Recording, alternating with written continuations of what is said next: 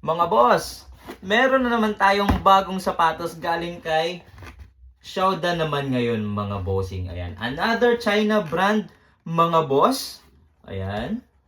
Ayan. Ito po ang tinatawag nating Xiaodan Jet Flame mga bossing. Ayan. Isa din sa mga budget shoes ni Xiaodan mga boss. Tignan nyo naman kung gaano kaganda ang quality niyan mga bossing.